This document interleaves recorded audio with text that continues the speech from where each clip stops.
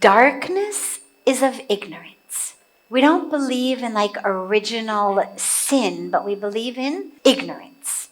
And the ignorance makes us identify not as the core light, not as the core divinity, but as the body, as what it looks like, what it does, what's happened to it, what it thinks, what it feels. And so we live like that and we suffer and we bring suffering to others. The path of enlightenment is a path of removing the darkness of ignorance.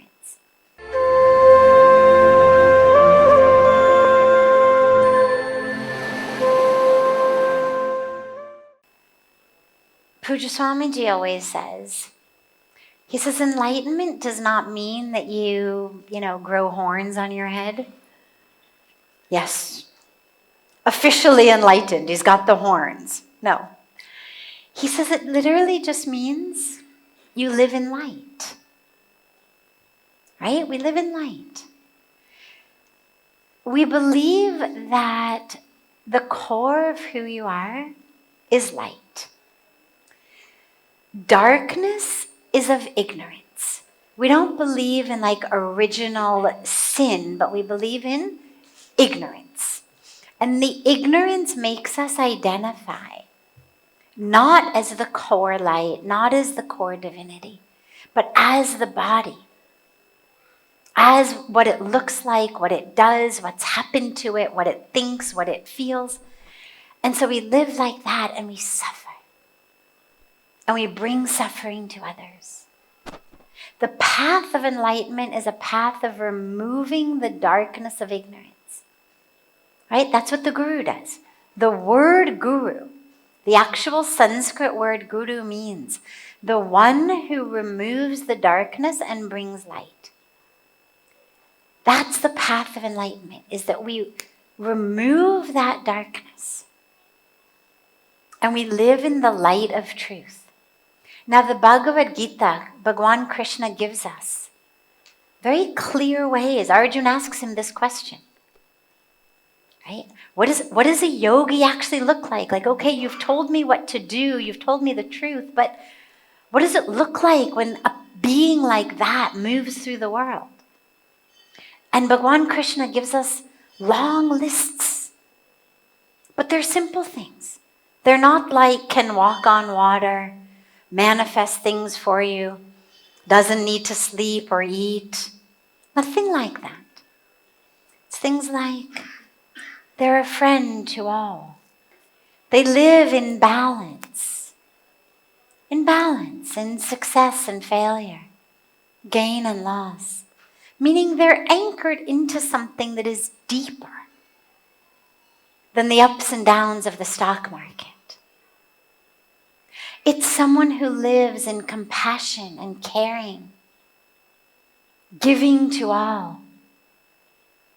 In that friendship. These are the markers. It's one, there's a beautiful teaching, says it's one to whom a brick of gold, a lump of clay, and a handful of dirt are the same. And it's such an interesting teaching because the more we practice yoga, the more we meditate, the deeper we go, the more refined our ability for discrimination becomes. First in the body and the breath, but then in our lives.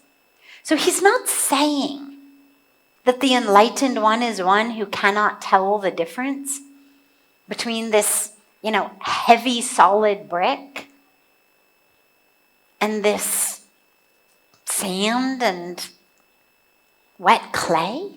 He's not saying that.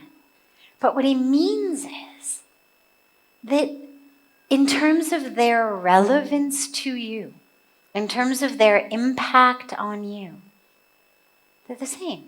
Most of us would be like, dirt, clay, gold, right? But to the enlightened one, to the yogi, they're one and the same. Nothing has any more of an impact or relevance, a pull toward us. We're not grabbing or grasping. So think about things like balance all the time. Whatever happens in the outer world, balanced, anchored. Think about one who is a friend to all, who wherever they go, people, animals, nature, no discrimination. Not like, oh, you're like me, you're us, you're them. No us and them. No selfishness. Giving and caring and sharing. And who's always anchored and grounded. Living in that truth. Who knows who they are. Who knows that they're not the body. That they're not the story. That they're not the narrative. That they're not other people's projections. That they're not any of these things. But who's living in that state of Sat, which is existence or truth, Chit, consciousness, but being conscious of consciousness. Consciousness is there whether you're conscious of it or not. But conscious that I am conscious of my consciousness, and Anand, bliss. That becomes our state. That's the enlightened one. But the good news is it's not either or, it's not black or white, it's not nothing till suddenly everything. It's a path. And every step you take gets you closer and closer and closer. Every time that you can look in a mirror and not make some comment to yourself about either how beautiful or handsome or hot you look or how ugly or awful you look, that you can just look and not react to the body. That you can walk down a street and see your reflection in something and not have a judgment or an assessment of who you are based on a reflection that you see in a window. That you can meet others and not think about them based on their color or their size or their shape.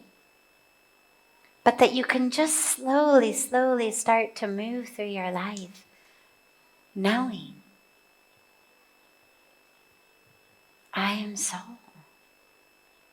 I am divinity. I am perfection.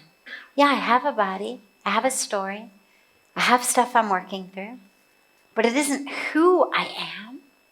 It's just part of this karmic package. And so you don't get stuck in it. It's a state of remembering. It's a state of remembering.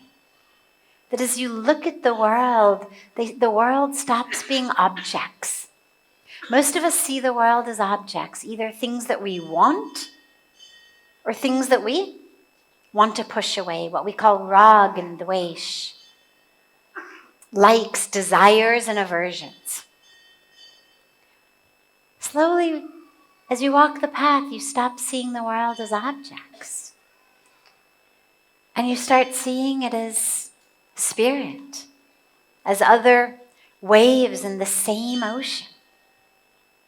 The same ocean of consciousness, the same ocean of love, the same ocean of oneness. And your perspective slowly, slowly, slowly changes.